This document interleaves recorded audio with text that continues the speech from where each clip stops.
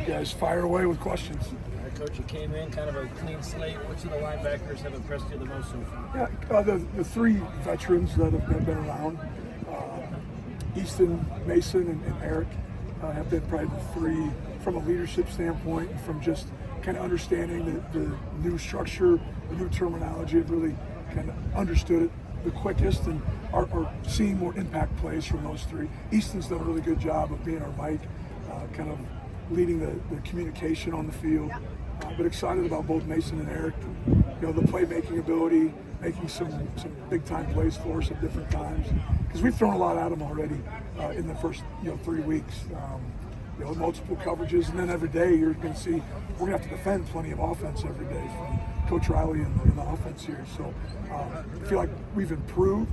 I don't know if that means we're good. It just means that we're getting better. And one other thing for me, Danton Lynn's talked about using the spring to develop an identity defensively. Do you feel like your room has an identity? Well, I think big picture, looking for the identity for the defense. I think within kind of a subculture within our room, I think our guys are creating some continuity with cohesiveness in there. I really like how guys like Eric and Mason and Easton are leaning into and helping guys like Dez and Elijah Newby, some of our younger kids continue to develop, because at some point, special teams or defense, we're going to need those guys to step up. Eric has such a unique skill set and body. Yep. How do you feel like that fits the way you like to use linebackers, the way this system likes to use It linebackers? is definitely, he's atypical. You want big, long athletes. You typically don't have a 6'6" linebacker, but he can impact some things. He's got rush value. He's big in zones. When we're playing just some big zone defense, all of a sudden, his arms go from the hash to the numbers. He's just a big body out there. I think we're going to continue to find some other sub packages, ways to utilize his, because he's twitchy too. He's not just a big long kid, but he runs well. He understands football, asking some tremendous questions in meetings, always trying to get better. As a coach, are you kind of like challenging yourself to be like, okay, how can we fix or not fix, but like kind of change what we've normally done to accommodate someone like him? Well, a little bit. Trying to find ways that we can utilize him. Right now he's playing both Sam and Will. And so trying to really kind of push the envelope. He's a veteran. He's been around. He's been on the grass in big situations. Let's see what he can do. Not necessarily trying to overload him, but kind of get him out of his comfort zone. Someone like Elijah Newby was already kind of in the recruiting class by the time you got hired. What have you learned about him? Was naturally more of an edge kid in the high school level. A little raw playing off the football, but the upside is that he has great football IQ, understands the game, and is very intentional about questions and watching film and being around the veterans. And you hear questions when I'm talking to someone over here. He's asking one of our veterans, so wants to be good, and I think that's a huge indicator of just unlimited ceiling for that young man. What's the challenge for Rajon being limited this spring and trying to learn stuff? He has two bad hands right now, a bad wrist and a bad hand. Limited in contact, really only getting reps in 7-on-7 and non-contact situations. Just one of those unfortunate deals happened like day 2 or 3. Braced himself, probably didn't want to use his bad wrist, and all of a sudden, had a slight fracture in his hand. So makes you sick when players get hurt, and that's the negative part of the game. With Eric, I know there's always been talk about his weight and how much weight he needs to gain. Is that something you guys are continuing pushing to harp on? Oh yeah, we talk about it consistently. He's 220 now. When I came out and watched bull prep, he wasn't 220 by any means. So we're in a good spot, but he knows that there's probably another 5 to 10 pounds in there. Big long kid. I don't think it'll impact his suddenness or his ability to run or change direction. Coach, has it been a big adjustment for you, kind of subjugating yourself from the head coach mentality to assistant head coach?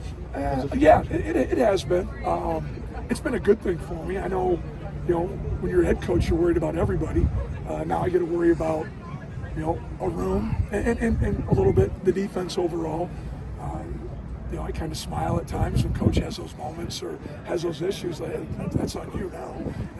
But no, he's allowed me to interject and to ask questions, and he's come and asked me. So, probably allows me to still at times put that head coaching hat on, or maybe how we'd have done things differently, or if I have any thoughts on how we can adjust practice. But it's been good. I've really enjoyed my first 3 months here. What kind of recruiting have you had to change your style for USC compared? Well, I think one, at my last institution and this one, you have a brand at both that's known from coast to coast. Here, it's just a bigger pull. You're recruiting a different style of kid, but kids are kids. Doesn't matter if they come from Southern Cal or if they're in Fargo, North Dakota. They want to win. They want to be around people that care. They want to be somewhere that's going to help develop them so they can be the best version of themselves. And I think that's the thing that we're selling right now, especially as a defensive staff, is this is a place where you're going to get on the front end of something that's building and growing daily right now. I know Lincoln felt that Desmond Stevens was kind of an underrated recruit. What's he showing you so far? I'm really excited about his development. I mean, he's 235 right now. He moves really well. He's one of those kids that didn't know a lot about him, but you get him on the grass, he just kind of has that he understands football. He kind of has a natural feel for it, and that's not always the case. The transition from high school to college can be a huge step for a lot of kids, and he's made it pretty gracefully right now. And now it's just getting him out of his comfort zone, continuing to push him to better himself. How do you feel like Easton and Eric just complement one another their size differences? Well, I think Easton is kind of a prototypical Mike in what we're looking to do. Very headsy, very smart. Was Pac-12 all Pac-12 last year at Oregon State, and is a perfectionist. And then you got a guy like Eric who plays multiple spots, and Eric is all about the next play is the most important one, and so they complement each other because we need them both to be a little bit. You got to learn, burn, return. If the last play's not great, learn from it. We got to get back to the next one. We can't let it influence or impact us getting better on the next play. Thank you, Coach.